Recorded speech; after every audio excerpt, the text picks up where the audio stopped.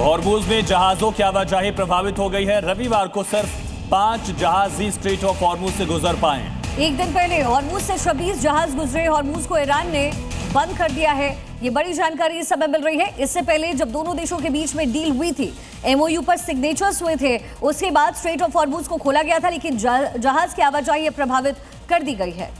तो ट्रंप की धमकी की वजह से ईरान ने क्या डील रद्द कर दी? क्या ये धमकी ऐसा पहलू बन गया जिसकी वजह से दोनों पक्षों में एकता करार दिखी है? यूएस ईरान के बीच में 80 मिनट तक बातचीत हुई। वेंस का बयान, दोनों देश मिलकर के शांति के लिए काम करेंगे। ट्रंप पश्चिम एशिया की तस्वीर को बदल देना चाहते। जबकि दूसरी तरफ ट्रंप की वार्निंग सामने आई कि ईरान हिजबुल्लाह को तुरंत रोके, प्रॉक्सीज को रोके।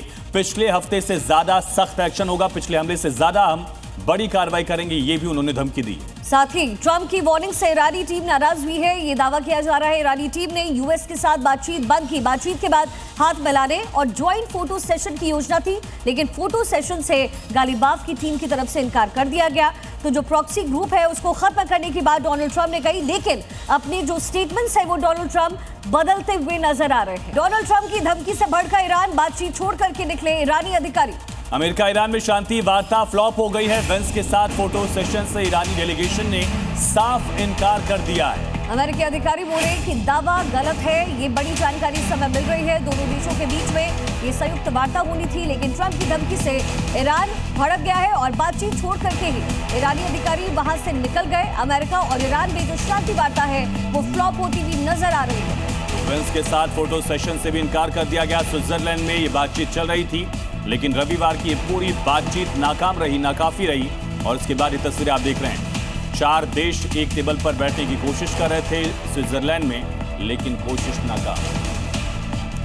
स्विट्जरलैंड, जो कि हमेशा से दुनिया के बड़े और विवादित देशों के बीच शांति वार्ताओं का केंद्र रहा, वहां रविवार को ऐसा हाई वोल्टेज ड्रामा हुआ जिससे पूरी दुनिया को चौंका दिया। एक तरफ अमेरिकी राष्ट्रपति डोनाल्ड ट्रंप की सीधी धमकी और दूसरी तरफ ईरान का पलटवार और बातचीत की मेज से अचानक वॉकआउट। ईरान की न्यूज एजेंसी का दावा है कि अमेरिका और ईरान के बीच होने वाली बेहद अहम बातचीत पूरी तरीके से टूट गई है।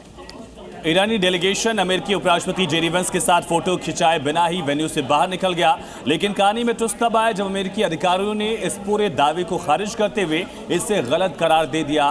लेकिन तस्वीर यही नजर आई है कि ईरान और अमेरिका में बातचीत नहीं हो पाई।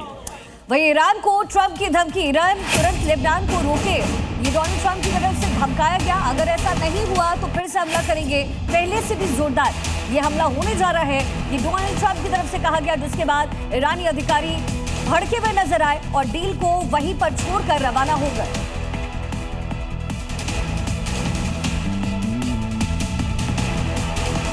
तो ये पूरी तस्वीर आप देखिए। एक तरफ डोनाल्ड ट्रंप की तरफ से धमकी दी गई और धमकी की वजह से ईरानी डेलीगेशन ने बातचीत में बीच में ही अपना रुख स्पष्ट कर दिया कि ईरान युद्ध और बातचीत दोनों मोर्चों पर तैयार है। अगर बातचीत नहीं होती है, युद्ध के लिए उसे चैलेंज किया जाएगा, तो वॉर के लिए भी वो पूरी तरह से रेडी है।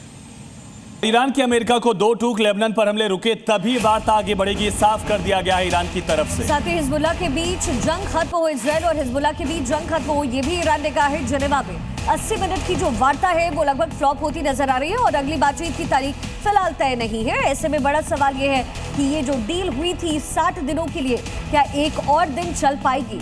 जेनेवा में 80 मिनट की जो बातचीत है, जो वार्ता होनी थी, वो फ्लॉप हो गई है, क्योंकि डोनाल्ड ट्रंप की तरफ से जो स्टेटमेंट दिया गया उसके बाद ईरान भड़का हुआ नजर आया।